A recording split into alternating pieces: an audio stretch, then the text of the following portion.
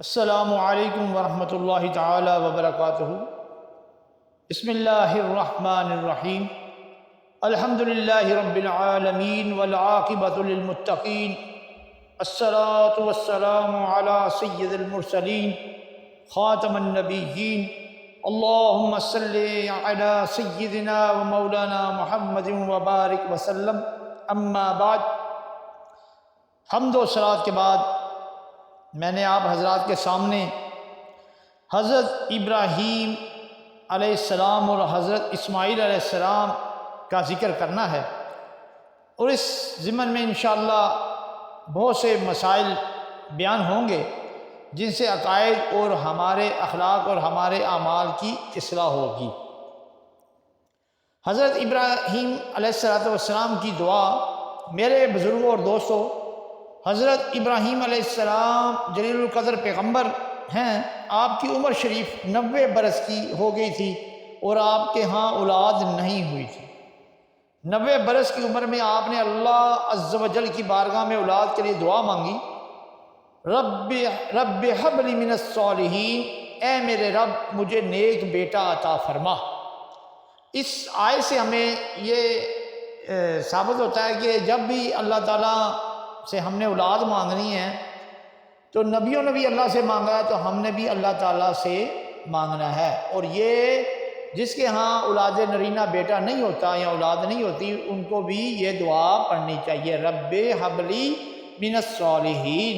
اگر عربی نہیں آتی تو اردو میں کہہ سکتے ہیں، اے میرے رب مجھے نیک بیٹا عطا فرما۔ ٹھیک ہے، اس دعا میں بھی غور فرمائیے، صرف یہ نہیں کہا یا اللہ مجھے بیٹا دے، بلکہ یہ دعا کی کہ نیک بیٹا تھا، نیک بیٹا، نیک اولاد مانگنا بہت ضروری ہے۔ اولاد نیک ہو تو ماں باپ جب نیک اولاد کو دیکھتے ہیں تو ان کی آنکھیں ٹھنڈی ہو جاتی ہیں اور دل خوش ہو جاتا ہے۔ اگر اولاد بری ہو تو ماں باپ جب دیکھتے ہیں تو ان کی آنکھیں روتی ہیں اور دل جلتا ہے۔ نیک اولاد ماں باپ کا نام روشن کرتی ہے اور بری اولاد ماں باپ کی بدنامی کا سبب بنتی ہے۔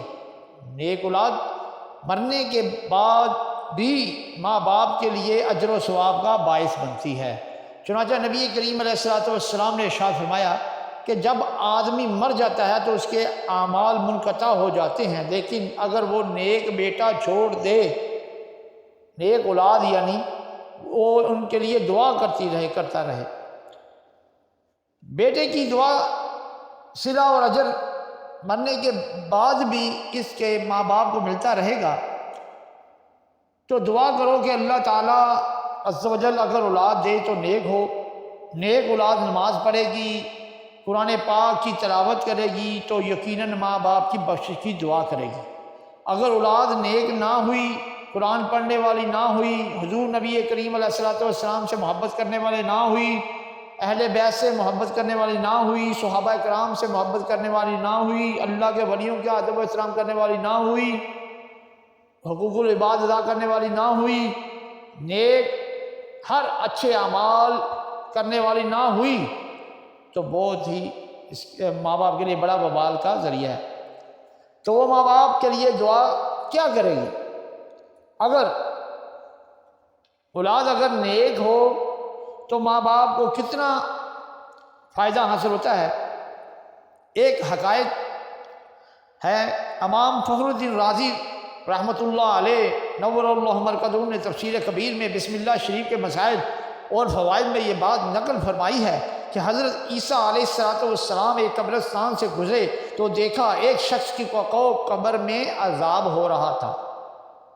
آپ گزر گئے، چند دنوں بعد حضرت عیسیٰ علیہ السلام اسی راستے سے گزرے تو واپسی کے موقع پر دیکھا وہ شخص نجات پا چکا تھا اور اس کی قبر میں جو جہنم کا گڑھا بنی ہوئی تھی اب وہ جنت کا باغ بن چکی ہے۔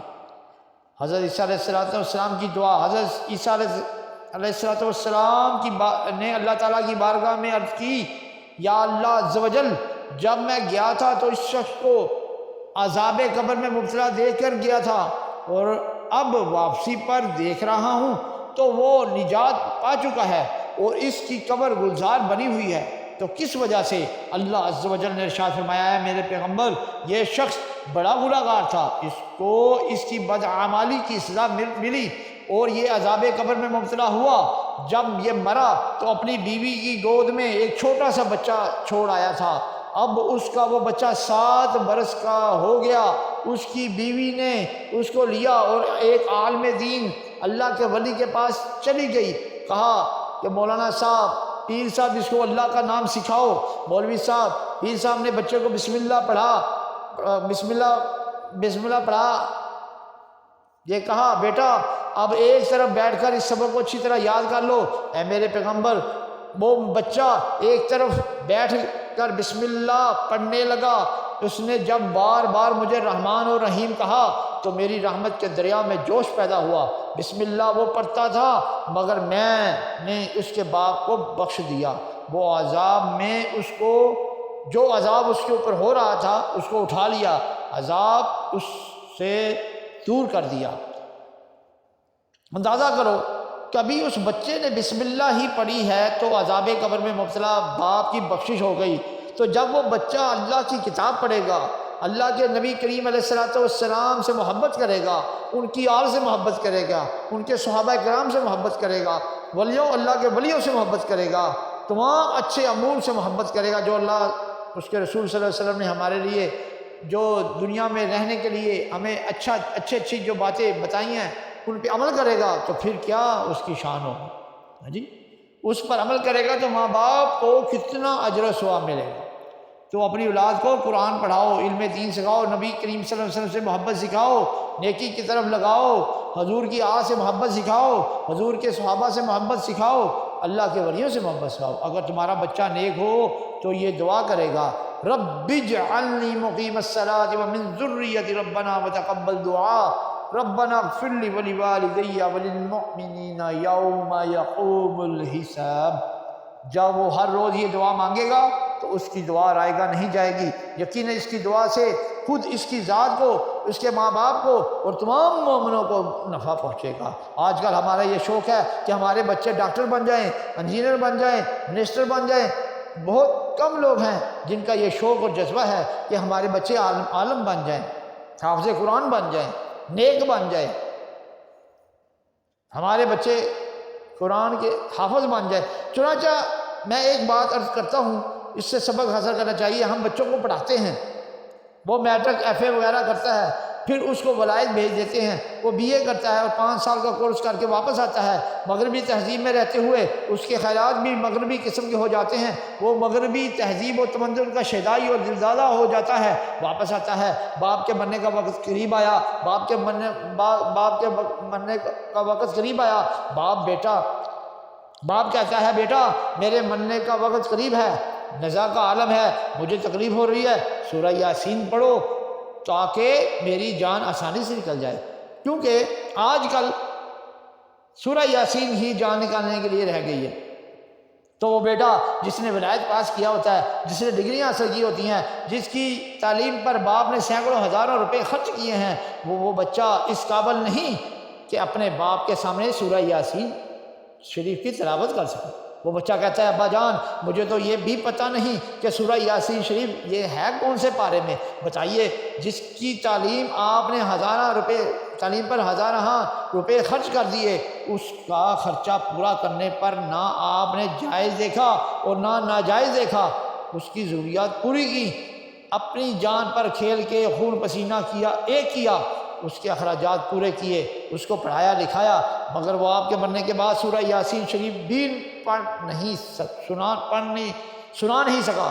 چلیے صاحب مولوی صاحب کو بلایا جائے، مولوی صاحب آ گئے، پیر صاحب آ گئے، سورہ یاسین شریف پڑھی اور جان نکلی۔ اس کے بعد اس گریجویٹ بچے کو یہ بھی پتہ نہیں کہ کفن پر کتنا کپڑا لگے گا اور کفن کیسے بنانا ہے، نہیں تو پوچھ لو، ایک لائن میں کھڑا کر لو، 100 میں سے 1-2 ہی بتا دیں گے۔ چلیے بھائی صاحب وہ بھی جاننے والوں نے بتا دیا، کفن تیار ہو گیا، اس کے بعد غسل تو چلو چھوڑو، غسل تو اس نے ہی دینا ہے، بہتر تو یہ ہے کہ گھر والے غسل دیں، کیونکہ گھر والے جس محبت اور عقیدت کے ساتھ غسل دیں گے اور جس نے اجرت لینی ہے وہ پیسے لے کر کام کرنا ہے تو اس محبت کے ساتھ نہیں کرے گا۔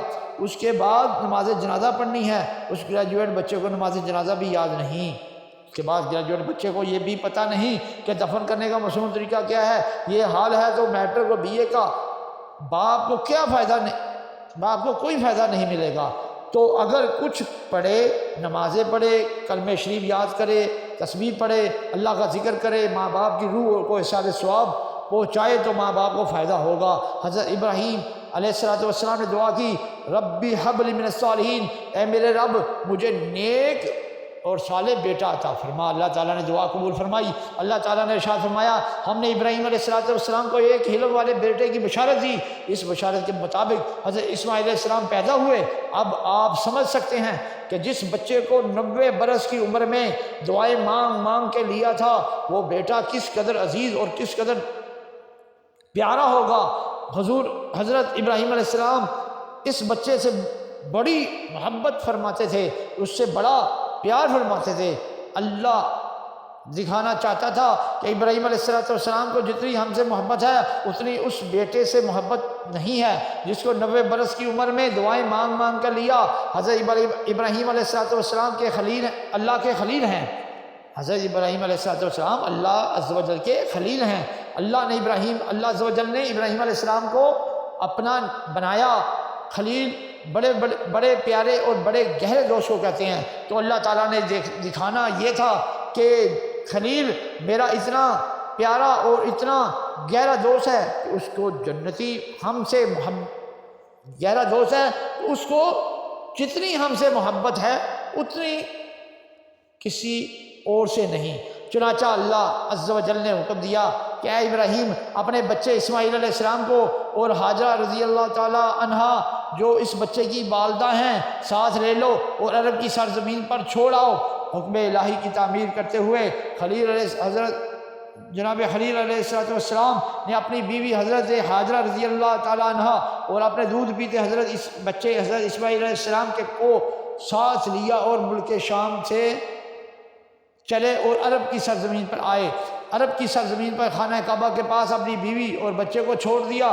خانہ کعبہ اس وقت اتنا تعمیر شدہ نہیں تھا۔ حضرت آدم علیہ السلام نے اس کعبے کو تعمیر کیا تھا، مگر جب نوح علیہ السلام کے زمانے میں طوفان آیا تھا تو کعبے کی دیواریں گر گئی تھیں اور صرف ایک ٹیلہ رہ گیا تھا۔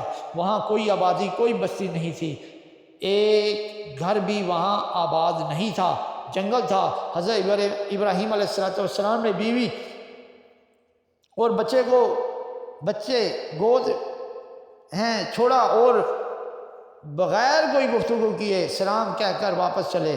مائی صاحبہ نے خیال کیا کہ معاملہ کیا ہے، جنگل ہے اور کوئی رہنے والا اور کھانے پینے کا انتظام بھی نہیں، میں عورت ہوں، گود میں دودھ پیتا بچہ ہے اور یہ ہمیں چھوڑ کر جا رہے ہیں، اور یہ بتا کر بھی نہیں جا رہے کہ آئیں گے کب یا نہیں آئیں گے۔ ماجرا کیا ہے؟ حضرت حاجرہ رضی اللہ تعالیٰ عنہ کی حضرت حاجرہ رضی اللہ تعالیٰ عنہ نے عرض کی، یا نبی اللہ، اے اللہ کے نبی، آپ نے کوئی جواب نہ دیا۔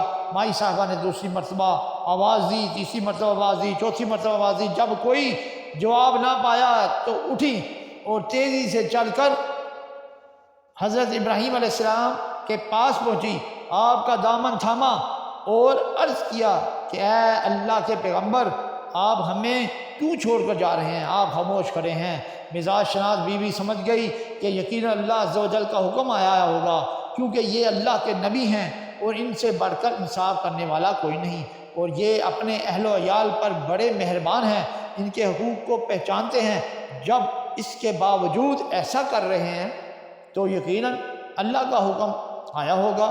تو مائی صاحبہ نے عرض کی، یا نبی اللہ، کہ اللہ عز و جل کا حکم آیا ہے کہ ایسا کرو؟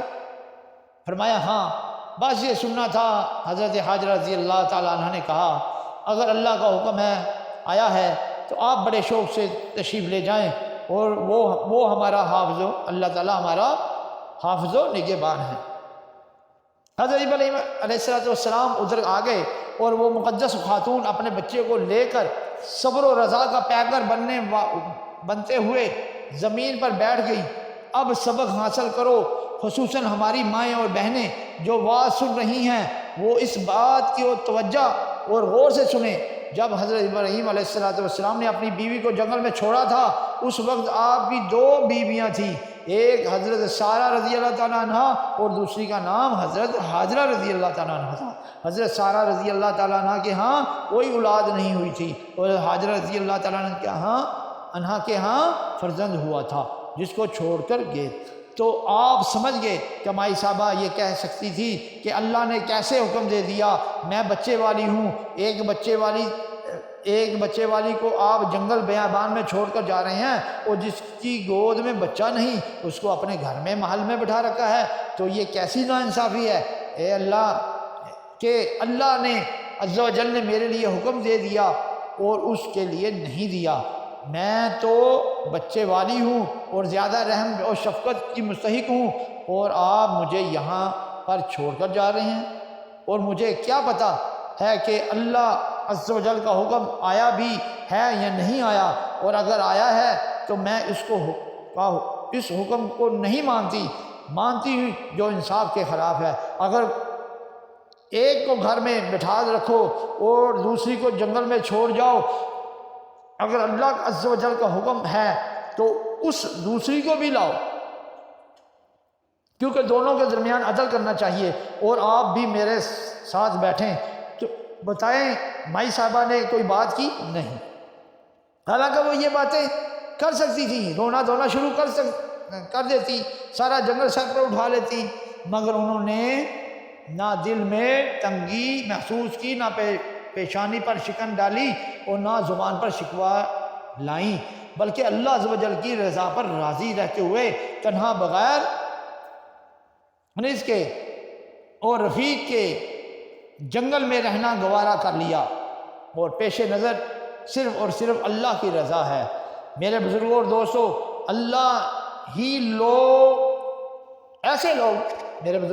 ایسے ہی لوگ اللہ تعالیٰ عز و جل کی رضا کا مقام حاصل کرتے ہیں، دنیا اور آخرت میں اللہ تعالیٰ کی رحمتوں اور برکتوں اور درجات سے سرفراز ہوتے ہیں، جو بلا چون و چرا اللہ تعالیٰ عز و جل کے احکام پر عمل کرتے ہیں۔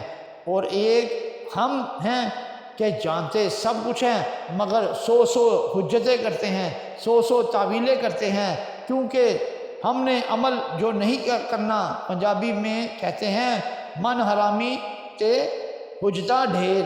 اس کا مطلب یہ ہوا کہ اللہ کو ان چیزوں کا پتہ نہیں۔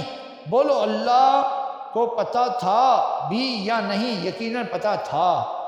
حضرت ابراہیم علیہ السلام نے اسی لیے اعتراض نہیں کیا، نکتہ چینی نہیں کی کہ جس خالق و مالک نے حکم دیا ہے وہ بھی تو یہ سب کچھ جانتا ہے کہ وہ یہ میری بیوی ہے، اس کی گود میں دودھ پیتا بچہ ہے، ان کو کھانے پینے کی بھی حاجت ہوگی، وہ بھی تو سب کچھ جانتا ہے۔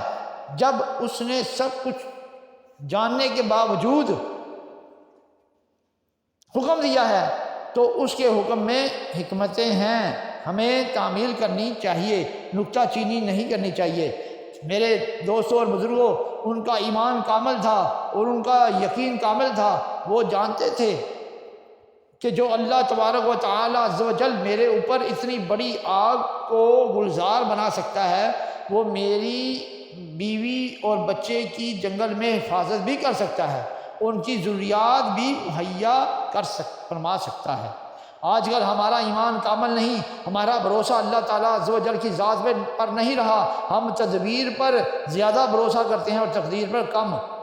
وَمَن يَتَوَكَّلْ عَلَى اللَّهِ فَهُوَ حَسْبُهُ، جو اللہ تعالیٰ پر بھروسہ کرتا ہے تو اس کے لیے اللہ عز و جل کافی ہو جاتا ہے۔ تو ہمارا اللہ پر بھروسہ نہیں رہا، ہمارا حال تو ایسا ہے، حال تو ایسا ہو گیا ہے کہ رسہ باندھ دو، اگر ڈوبنے لگا کھینچ لو۔ یہ بسم اللہ میں بڑی تاثیر ہے، بڑی برکت ہے، مگر رسہ باندھ لو پھر بھی اچھا ہے، ڈوبنے لگا تو کھینچ لو۔ تو جب بھروسہ ہی نہیں، یقین ہی نہیں، یہاں میں ایک بات عرض کرتا ہوں، دیکھو ایمان ایمان نام ہے کامل یقین کا۔ صحیح بخاری شریف میں حدیث ہے، ایمان کیا ہے؟ یقین کامل، یقین کامل کا نام ہے۔ ایمان تو اصل چیز ہے یقین، اسی لیے پنجابی میں کہتے ہیں یقین کامل کے پیر کامل، پیر کامل کے یقین کامل۔ اگر یقین ہو جائے تو سارے کام درست۔ ہمارا یقین کامل نہیں، ہمارا یقین ہو گیا ہے کچا، پلپلا، جھلمل، تو اللہ تبارک و تعالیٰ عز و جل اپنا فضل فرمائے۔ میرے بزرگوں اور دوستوں، ہمیں اللہ تعالیٰ عز و جل پر کامل یقین رکھنا چاہیے۔ جو اللہ تعالیٰ عز و جل پر کامل یقین رکھتے ہیں، اللہ تعالیٰ عز و جل ان کی پوری دستگیری فرماتے ہیں۔ سارے دروازے بند ہو جاتے ہیں مگر اللہ تعالیٰ عز و جل اپنی رحمت کا دروازہ بند نہیں کرتا۔ لو تمہیں ایک بڑا پیارا واقعہ سناتا ہوں۔ ایک خاتون بیت اللہ شریف کا طواف کر رہی تھی اور طواف کرتے کرتے بار بار کہہ رہی ہے، اے میرے مولا، اے میرے معبود، اے میرے کریم اور رحیم مولا، اے میرے پیارے مولا، وہ گزرا ہوا زمانہ کیسا زمانہ تھا، وہ گزرا وقت کیسا وقت تھا جب کہ تم نے بڑا کرم کیا اور بڑی مہربانی فرمائی تھی، کہ کس زبان سے تیرا شکر ادا کروں۔ ایک بزرگ جو طواف کر رہے تھے وہ اس عورت کے الفاظ سنتے تھے، انہوں نے سوچا کہ اس عورت کے ساتھ کوئی خاص واقعہ پیش آیا، وہ سننا چاہیے اور معلوم کرنا چاہیے تاکہ ایمان کو تازگی حاصل ہو۔ تو وہ بزرگ کہنے لگے، اے بیٹی، تو طواف کرتے ہوئے بار بار یہ کلمے کہتی ہے، کیا تو مجھے بتا سکتی ہے تاکہ میں سنوں؟ تو میرا ایمان بھی تازہ ہو اور میرے یقین میں بھی ترقی پیدا ہو۔ تو وہ خاتون کہنے لگی، اے بزرگ، میں بتانے کو تیار ہوں، بلکہ میں تو یہ کہتی ہوں کہ سب لوگ اس کو سنیں اور ان کا اللہ عز و جل پر بھروسہ ہو اور ان کا ایمان کامل ہو۔ تو خاتون نے داستان سنانی شروع کی۔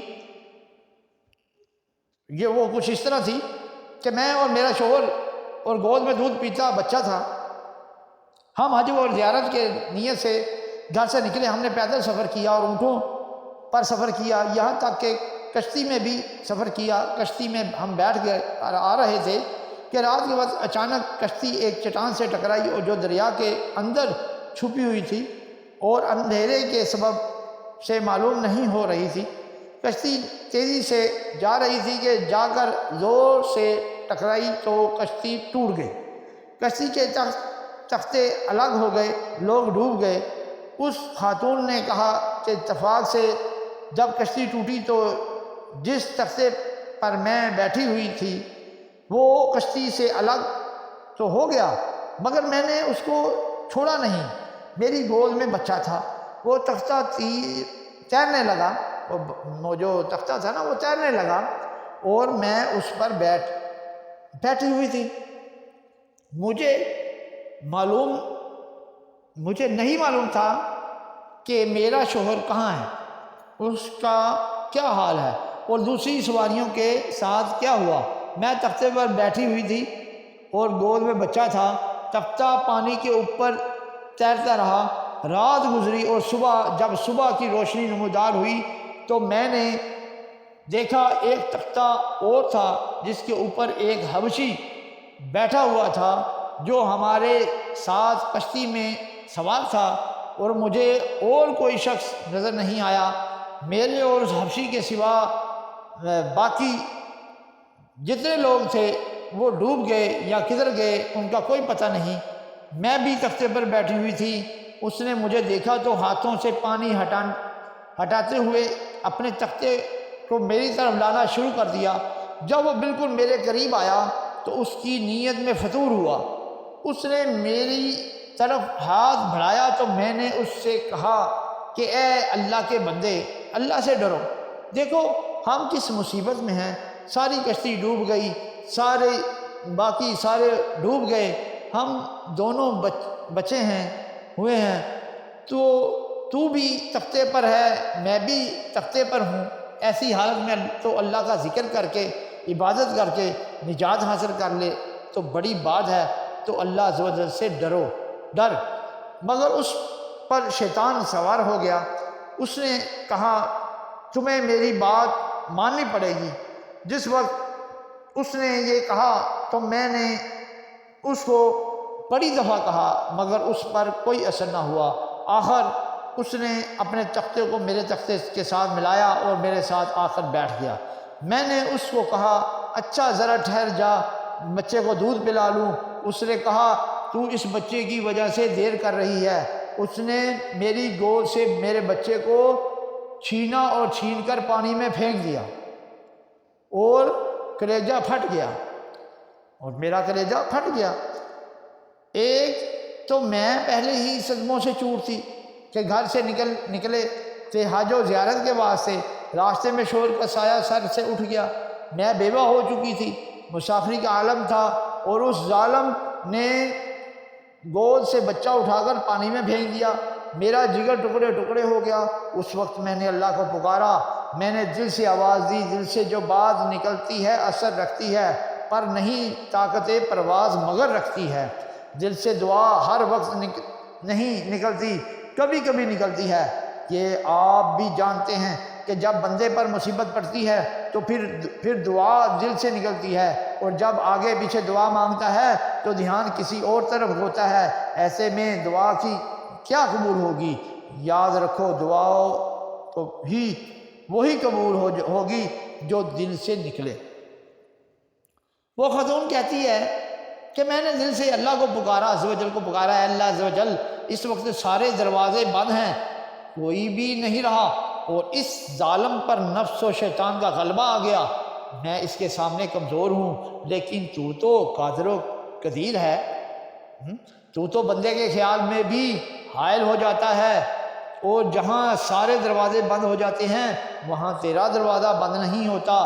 تو یا رب العالمین میں گھر سے حج و زیارت کے لیے نکلی ہوں، میں تیری مہمان ہوں، میرے شوہر کا میرے سر سے سایہ اٹھ گیا، اس نے میرے بچے کو بھی پانی میں پھینک دیا، اب اس سے تو میری عزت کو بچا، تو ہی بچانے والا ہے، تجھے واسطہ دیتی ہوں تیرے حبیب حضرت محمد مصطفیٰ صلی اللہ علیہ وسلم کا۔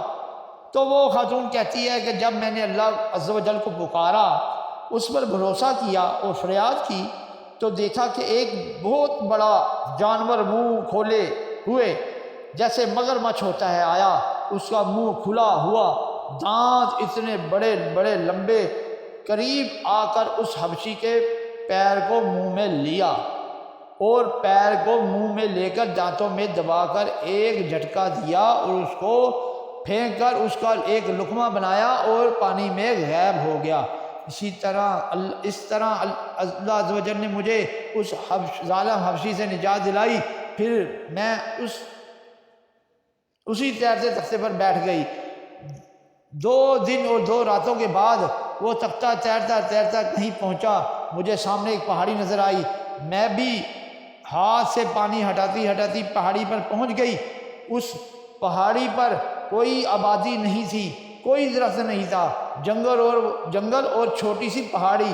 تو میں وہاں اس پہاڑی کے اوپر بیٹھی رہی، وہاں پہاڑی پر میں بیٹھی تھی کہ اچانک سمندر میں مجھے ایک جہاز نظر آیا، اور وہ جہاز بھی حاجیوں کا تھا۔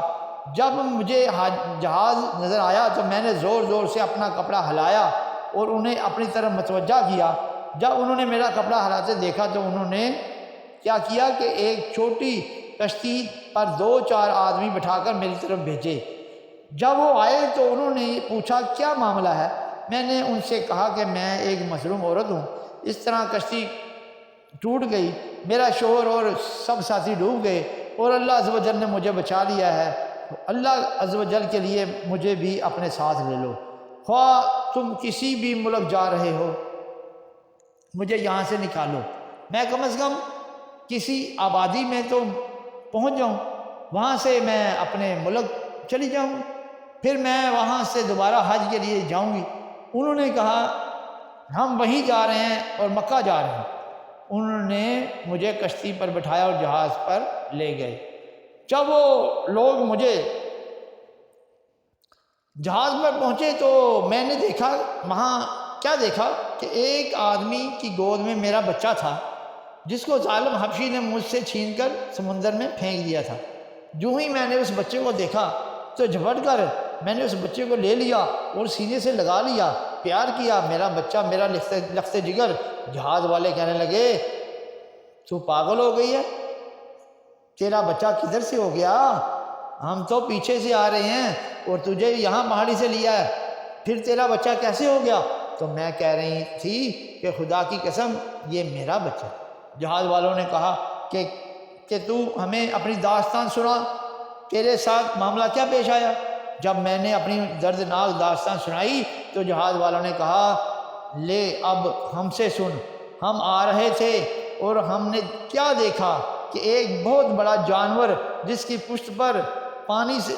پشت پانی سے ظاہر ہو رہی تھی اور باقی حصہ چھپا ہوا تھا، اس کی پشت کے اوپر یہ بچہ بیٹھا ہوا تھا۔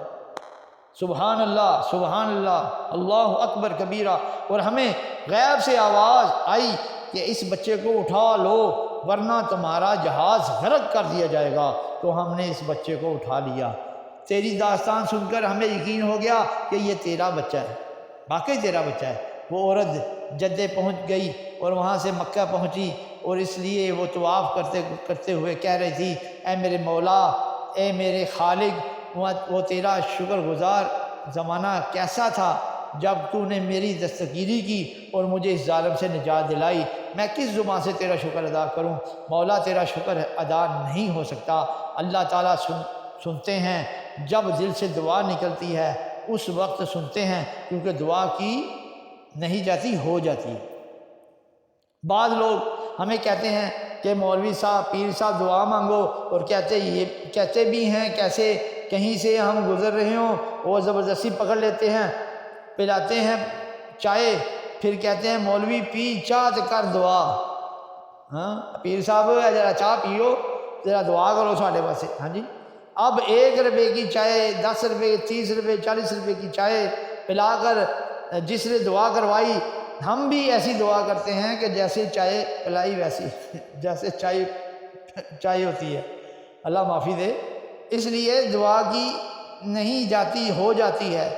اس لیے کہتے ہیں کہ دعا منگوایا کم کریں، دعا کے لیے اچھے کام کیا کریں، خود بخود ہی لوگ دعا کریں آپ کے لیے۔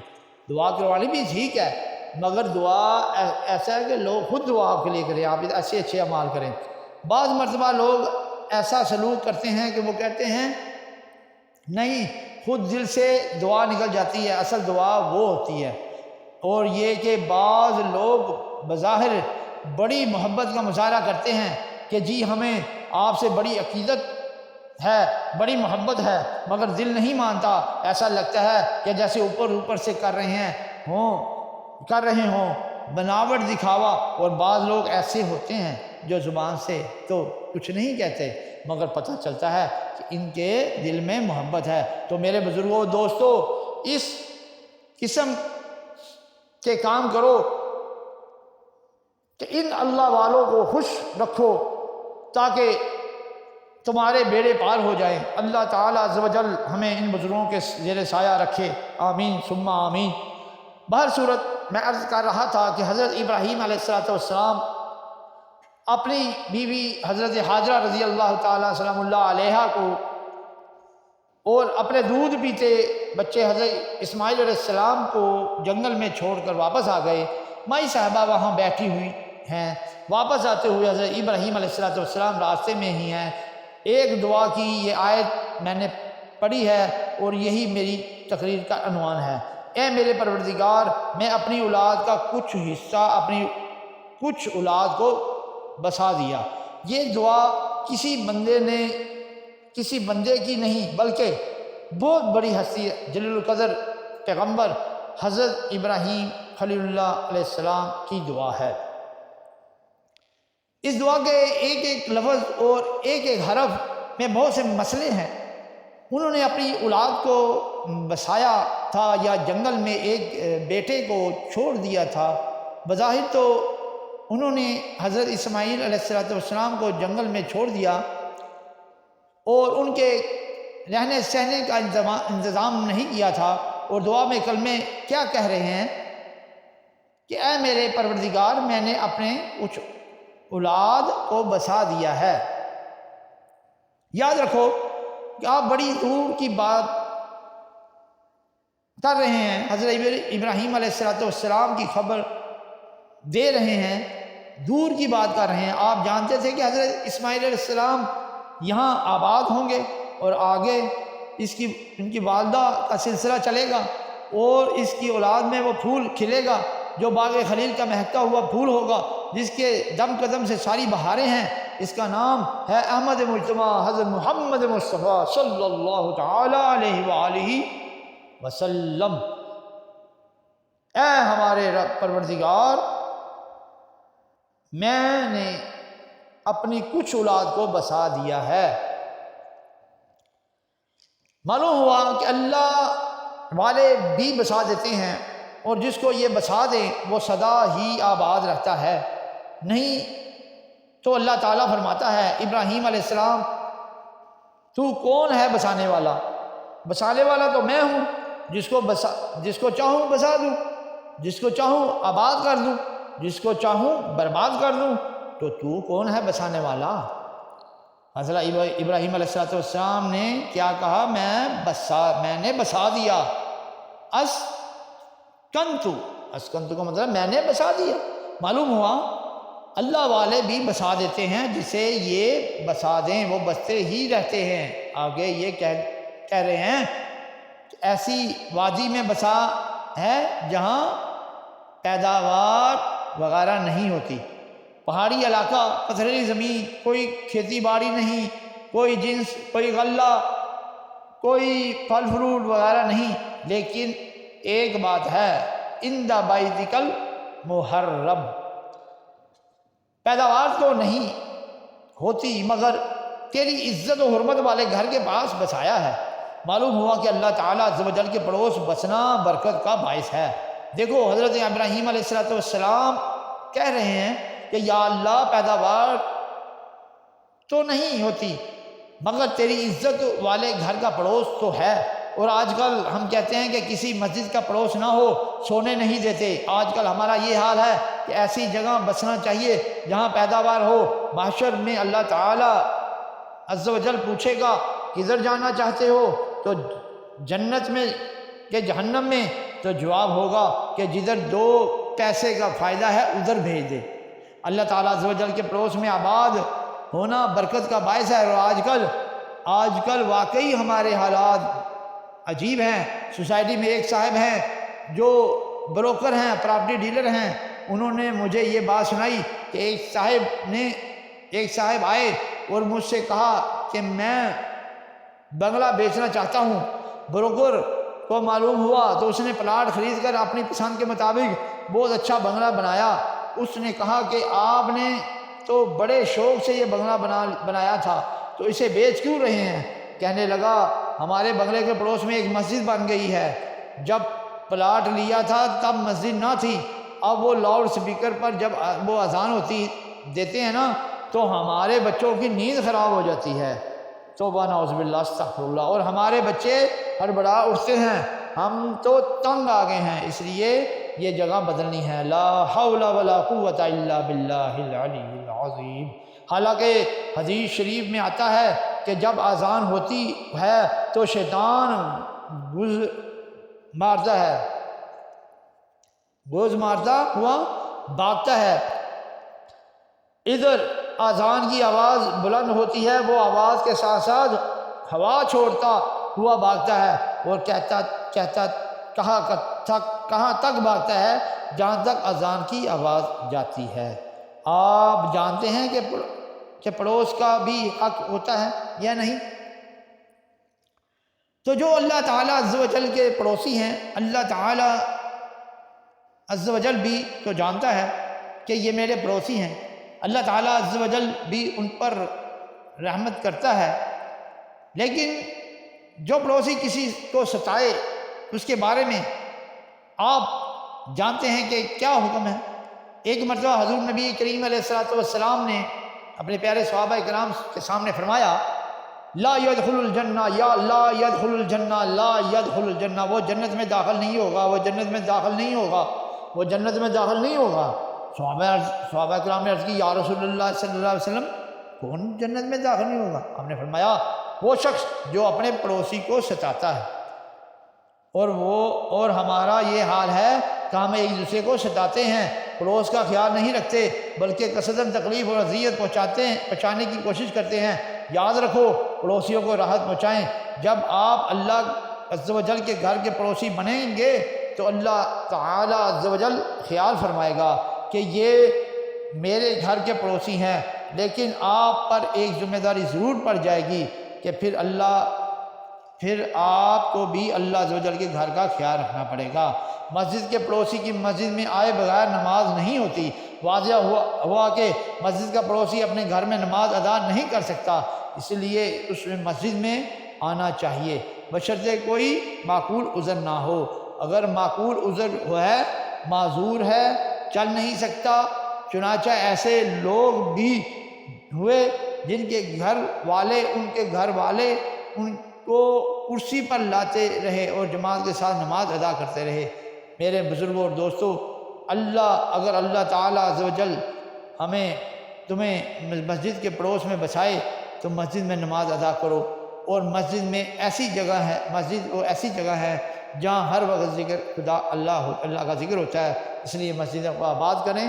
تو یہ مسجدوں کے میں بھی کئی مسئلے مسائل ہیں کہ لوگ اکثر مولانا حضرات سے کچھ شرعی لحاظ سے اکثر افواج رکھتے ہیں، ٹھیک ہے نا۔ مولانا حضرات کو بھی چاہیے کہ وہ بھی اپنے آپ کو امام ہوتے ہیں، ان کے بڑا رتبہ ہے، امام کی بڑی شان ہے، حضور کے مسئلے کے وارث ہوتے ہیں۔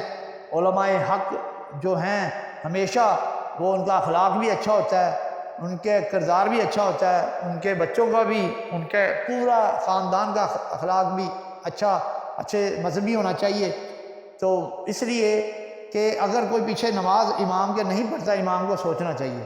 اگر کوئی نمازی نہیں آتا تو حضور نبی کریم علیہ السلام اس نمازی کے بارے میں پوچھا کرتے تھے کہ وہ فلانا نمازی کدھر ہے۔ تو آج کل کا ماحول یہ ہے کہ توبہ نعوذ باللہ اچھے علماء حق کو نکال کے اور پیران حق کو نکال کے آج کل تو وقت یہی چل رہا ہے کہ جو پیسے دے رہا ہے، جو وہ اس کا ساتھ چل رہے ہیں، اس کا عزت ہو رہی ہے۔